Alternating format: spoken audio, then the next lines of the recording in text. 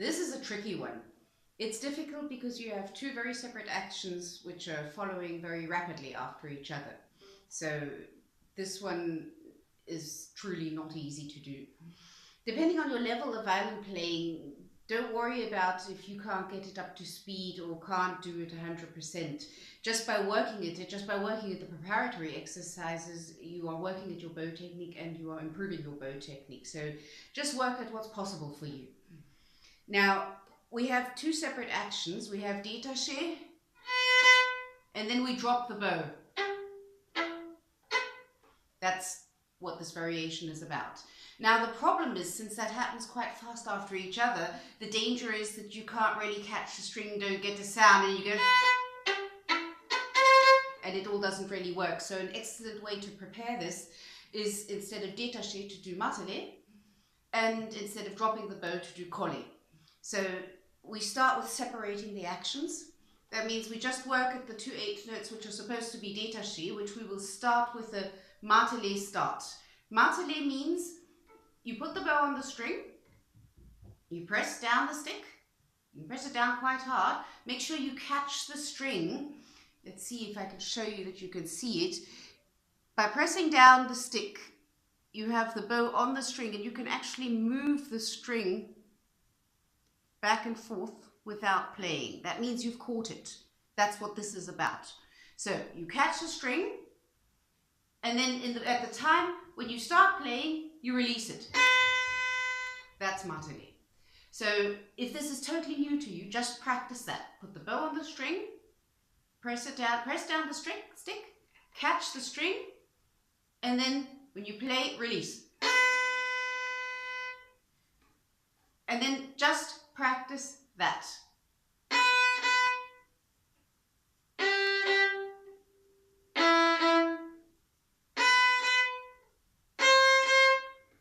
Just practice that. Practice that in scales.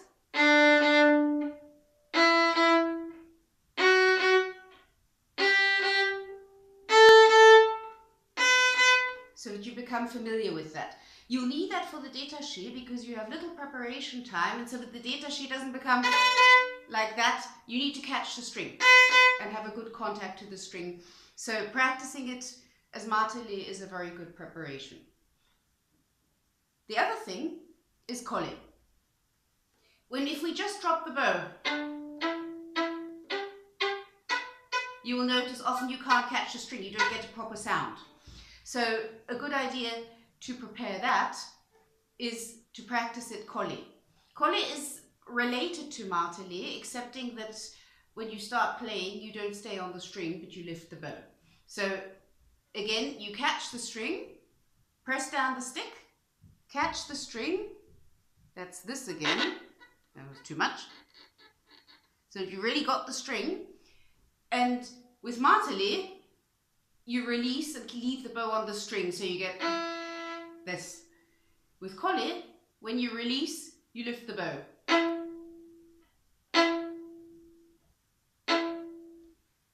Very important with collé, when you lift the bow, to curl your fingers and bend your thumb. Practice that in scales. Take plenty of time to prepare so that you really catch the string.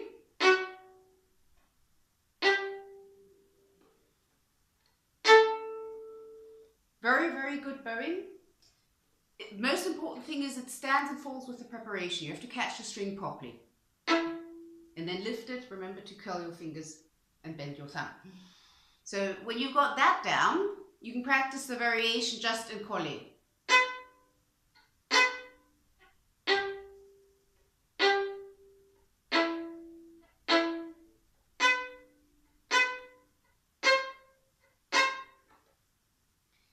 Then you can start putting them together.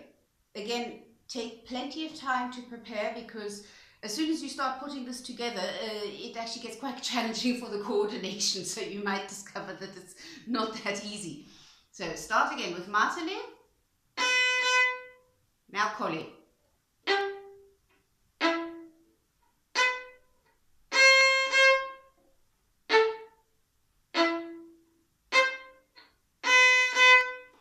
You can also put them together on a scale. I find it very helpful to do this in scales as well because it really, you get used to it very well. It's very, very helpful. So you go.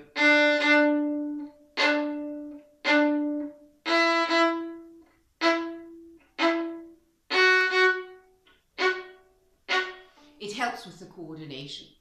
So those are the preparatory exercises, and they help a lot because when you then do it up to speed, you're much more likely to actually catch the string and produce a sound instead of the bow just not catching the string properly and bouncing. The next challenge we have with this variation is the rhythm. We're dealing with syncopations, and we need to integrate these bowings into a rhythmical structure. So when you can play this with Martelé and Collé, even if it's slow, start practicing it with the metronome. Put the metronome on slowly. This is 65 now. If that's still too fast, don't worry about it, go to slower, but practice it with the metronome.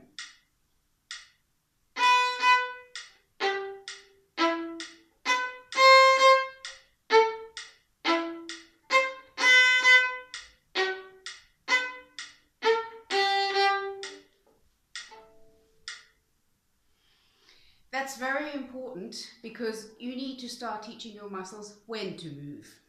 So put the metronome on a speed which is slow enough so that you can do it, that it's not too challenging. You can always speed it up. So if you can do that, then put it on to 70, then put it on to 75. It doesn't matter where you start. Important is that you integrate it into the rhythmical structure. Now, when you're speeding up, you will not be able to do it Martelé and Collé anymore because those are bowings which need a preparation time. You need the time to catch the string. So they have an upper limit with speed, quite simply. So by speeding it up, you will still try to catch the string, but it won't be a proper Martelé anymore, and it won't be a proper Collé, and that will get you actually to what you're supposed to be doing here. It'll be a detachét with a good contact to the string, and you'll be dropping the bow and catching it, but you won't have the significant Collé sound, but it'll just be, which is what you need. So by speeding it up, when you get faster, you won't have anymore, but it'll be. So basically, the Martelé and the Collé is a preparation, and the speeding up will get you to be doing what you're supposed to do here. Now the bow division is quite important because you're supposed to do these bowings in the middle, but important is to do the detachét or Martelé, if you're still doing it Martelé, slightly below the middle so that you've got a good control, because the further away from the frog you are, the less control you have over the bow because your hand is further away from the string. So you won't get the necessary control up here, and even exactly in the middle is difficult. Go slightly below the middle to help yourself a little bit so you have slightly below the middle. And then when you get down to the frog, so you have, that's very important. So another thing which helps when you're speeding up, because the problem with the detachét is that you're coming at such a fast speed that the bow bounces. So one of the dangers is that you get that the bow bounces. Slightly helpful is to tilt the bow slightly towards the fingerboard, tilt the stick towards the fingerboard slightly, not too much. That will help stop it from bouncing. Have a good feel in your first finger for the string, get a good contact. That's why the Martelé preparation is so important, because that will give you a good contact with the string and will also help stop the bow bouncing.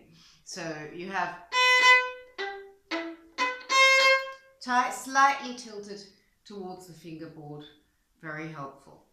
Okay, I found this one really challenging. It took me a while to master it. Have patience with it, and any work that you are doing on it, no matter on what level, is improving your bow technique. So good luck.